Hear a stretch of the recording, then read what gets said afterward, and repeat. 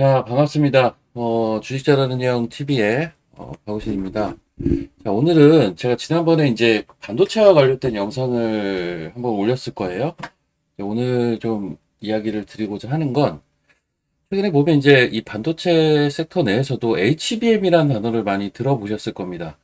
여기에 대해서 뭐 자세하게 알고 계시는 분들도 계시겠지만, 사실은 정확한 내용은 또 잘 모르고 계시는 분들도 분명 있지 않을까 싶어서 관련된 내용을 좀 음, 여러분들이 쉽게 이해할 수 있도록 설명을 드리는 영상을 찍어 보도록 하겠습니다. 그리고 이제 말미에는 관련된 종목들까지 좀 이야기를 드리도록 할게요.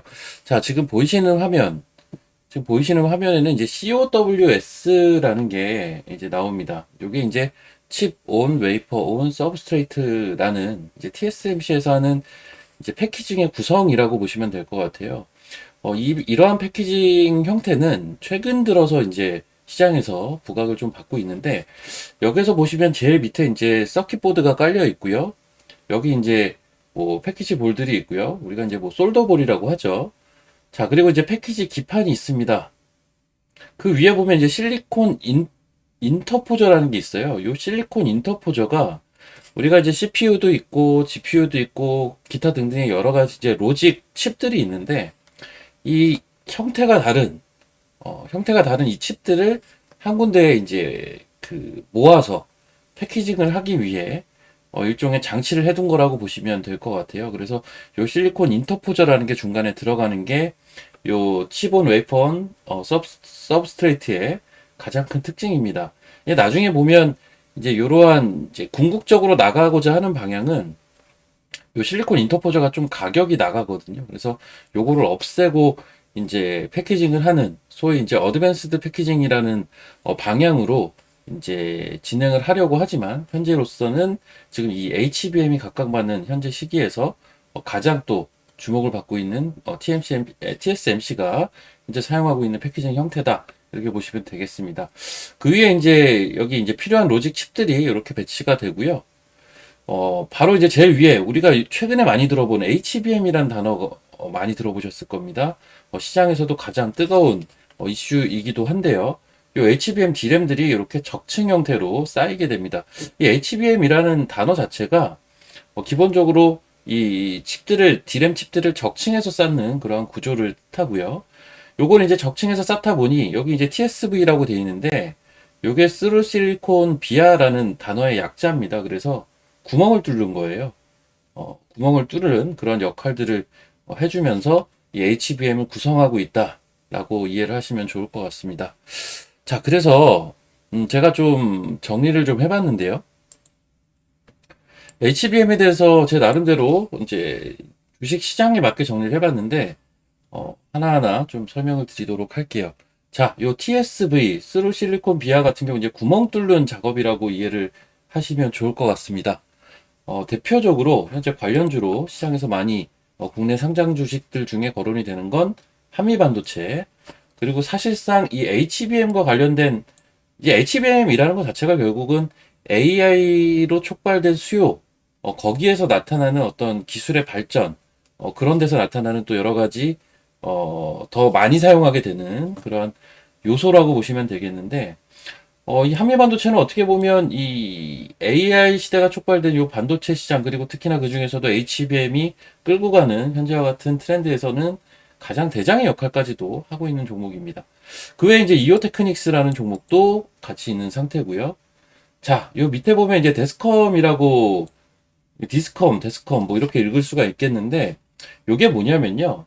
요 뒤에 달린 요 SCUM, 요 스컴이라는 게 찌꺼기라는 뜻을 가지고 있어요. 그래서 요게 이제 플라즈마 처리를 하는 건데, 쉽게 얘기하면 요 스컴을 이제 없애주는 역할을 하는 거죠. 즉 표면 안정화 역할을 하는 단계가 요 단계라고 보시면 되겠고, 대표적인 그 데스컴 장비 업체가 요 PSK 홀딩스입니다. 실제 이 회사의 매출의 한 60% 정도가 요 데스컴 장비에서 나오고 있어요.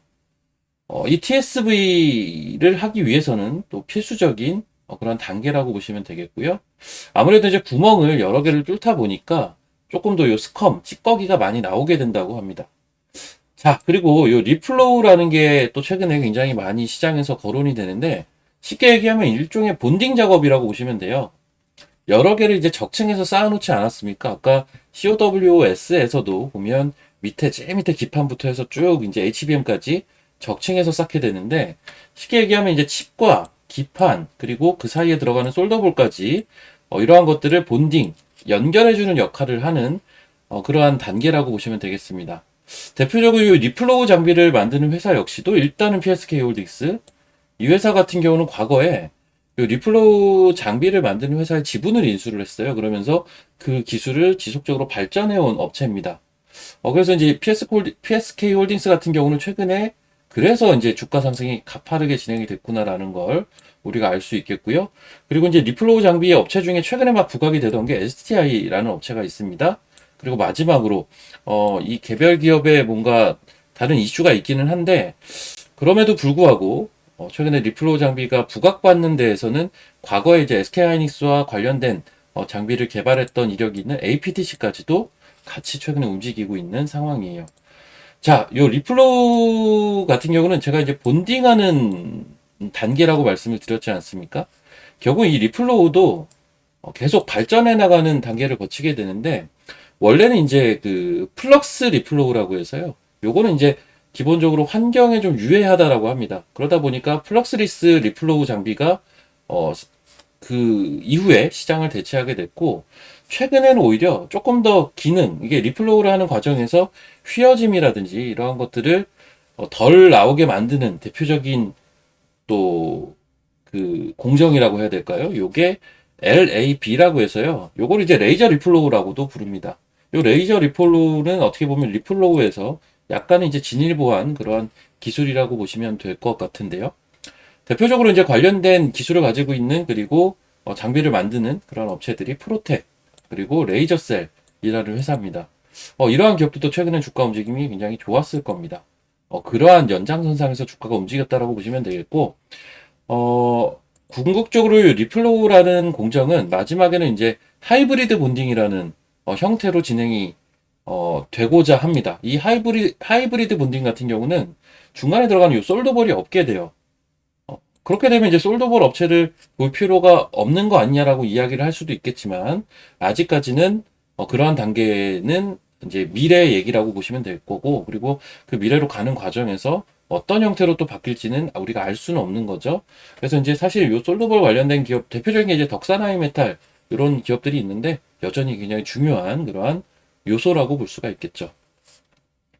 자, ETS 그 HBM을 구성하기 위해서 구멍을 뚫고 이제 데스컴, 스컴, 찌꺼기를 제거를 하고 그리고 리플로우, 본딩을 하는 그러한 과정을 거쳤다면 결국은 이제 이러한 과정들을 거치면서 HBM이 완성이 된다라고 보시면 되겠는데요.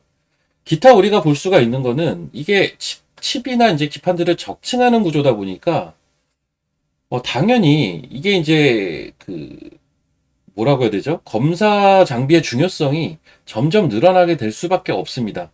이 하나하나 일일이 이제 검사를 하는 그런 중요성이 늘어날 수밖에 없다라는 거고요. 대표적으로 우리나라 이제 상장 주식들 중에 인텔플러스 같은 경우가 최근에 이 검사 장비 업체들 중에선 주가가 좋은데 사실 검사 장비 업체들 굉장히 많거든요. 이 부분은 여러분들이 좀 찾아보시면 될 것 같아요. 저는 일단 대표적인 종목만 좀 소개를 시켜 드리겠고요. 자, 그리고 이제 기술 보유 기업이라고 해서 이건 뭐냐면, 이 리플로우라는 요 공정, 요 기술 같은 경우는 지금 뭐 양산하고 있는, 관련된 장비를 양산하고 있는 기업들도 있지만, 과거의 기술은 개발해 놓고, 아직 이제 그거를 상용화를 하지 않은 기업들도 있습니다. 대표적으로, 우리가 이제 디스플레이 업종으로 분류를 하는 SNU라는 기업이 대표적인 예인데, 아직 그 상용화가 안 돼 있죠. 기술만 가지고 있는 업체입니다. 뭐 이거는 이제 다트에서 기업 정보란을 확인해 보시면 여러분들도 확인을 해 보실 수가 있을 겁니다. 제가 여기 점점점 해놓은 건 그 외의 기업들도 있다라는 거예요. 그래서 이 기술 보유 기업들도 검사 장비 업체들처럼 여러분들에게 일단은 열린 결말로 조금 더 찾아보시면 좋지 않을까라는 관점으로 소개를 시켜 드리겠고요. 이제 마지막으로 여기 보면 이제 오로스 테크놀로지, 기가비스, 엔젯, YC캠 역시 점점점 이렇게 해놨는데 요 TSV 그러니까 HBM을 구성하는 이 TSV 공정을 진행하는 데 있어서 관련된 연관성을 일부 찾을 수 있는 기업들입니다. 그래서 그 기업들을 제가 조금 언급을 해 나갔고요. 여기도 점점점 기타 기업들이 더 있을 겁니다. 그래서 사실 제가 지난번에 반도체와 관련된 전반적인 상황을 이제 설명을 드렸고, 왜 지금 반도체가 시장에서 주목을 받고 있는지, 그리고 그 중심에서는 AI로 촉발된 수요단의 변화를 말씀을 드렸을 텐데, 오늘은 조금 더 구체화돼서 말씀을 드리고 싶었어요. 그래서 이 HBM과 관련된 주요 공정과 거기와 직접적으로 연관된 장비를 생산하는 업체, 관련된 기술을 갖고 있는 업체, 검사 장비 업체, 그리고 관련된 이제 언급이 될 수 있는 기업들까지 뭐 여러 기업들을 이제 소개를 한번 시켜드려 봤고요. 자, 마지막으로 이제 여러분들이 또 공부를 추가로 하셔야 될 게, 나중에 제가 또 영상을 찍게 되면 아마 이 영상을 한번 찍게 될 것 같은데, 패키징의 중요성이 부각이 되고 있다라는 겁니다. 우리가 이 반도체 공정들을 쭉 보면 전 공정이 있고 후 공정이 있어요. 크게 보면. 근데 후 공정, 우리가 이제 오사트라고도 많이 부르는데, 이 후 공정의 중요성이 많이 부각이 된다라는 얘기는 들어보셨을 겁니다. 이게 AI로 촉발된 요 HBM이나 기타 이제 뭐 DRAM 같은 경우도 DDR5 시대가 조금 더 빨리 열리게 되고, 뭐 기판 같은 경우도 FPGA 시대가 빨리 열리게 되고, 이런 모든 것들이 결국은 조금 더 진일보한 그러한 기술들의 집합체를 이 AI 시대에는 활용을 해야 되기 때문이고, 그러다 보니까 이 COWOS도 사실은 마찬가지입니다. 예, 뭐 그림에 보여드렸던 이 TSMC가 사용하는 이러한 패키징 방식도 결국은 그 이제 모든 칩들을 이제 하나의 패키징 안에 이제 모아가지고 거기에 성능을 더 향상을 시키는 것이거든요. 그래서 패키징의 중요성은 점점 부각이 될 가능성이 굉장히 높다라는 거예요. 그래서 이 패키징의 중요성이 부각이 될 때 어떤 기업들의 실적이 좋아질 수가 있고, 어떤 기업들이 조금 더 성장성을 머금고 사업을 진행을 할 수 있는지, 이 포인트에 맞춰서 종목들을 찾아보시는 것도 하나의 또 투자 아이디어가 되지 않을까 싶고요. 만약에 제가 이제 반도체 관련된 영상을 추가로 또 찍게 된다면 아마 요 어드밴스드 패키징 관련된 영상을 좀 찍게 되지 않을까 싶습니다. 자, 오늘 영상은 이렇게 짧게 마무리를 짓고요. 글쎄요, 이게 여러분들에게 도움이 됐으면 좋겠네요. 여러분들이 이제 종목들을, 이제 반도체는 사실 종목들이 워낙 많아요. 워낙 많아서 거기에서 종목들을 압축하는 그 과정 자체가 좀 번거로울 수가 있는데, 그 번거로운 작업들을 제가 좀 줄여주는 역할을 한다라는 개념으로 이 영상을 찍는 거니까요. 좋게 봐주셨으면 좋겠고요. 제가 최근에 이제 사실 그 개별 기업들 중에서, 반도체 기업들 중에서는 뭐 TFE라든지 아니면 지오 엘리먼트라든지 뭐 이런 사실은 사람들이 별로 얘기하지 않던 종목들이었을 겁니다. 근데 뭐 TFE도 상한가에 진입을 했고, 최근에 지오 엘리먼트 움직임도 굉장히 좋아요. 결국은 이 AI 시대에서는요, 기술력이 좋은 반도체 기업들 같은 경우는 특히나 주가가, 기술력은 좋은데 실적이 아직 제대로 나오지 않았다고 바닥에 있는 종목들이 덜어 있습니다. 이러한 기업들을 잘 살펴보시면 제2의 TFE나 제2의 지오 엘리먼트를 여러분들도 찾으실 수 있다라는 점 한 번 더 말씀을 드리면서 오늘 영상은 마치도록 하겠습니다. 시청해주신 분들 모두 감사드립니다.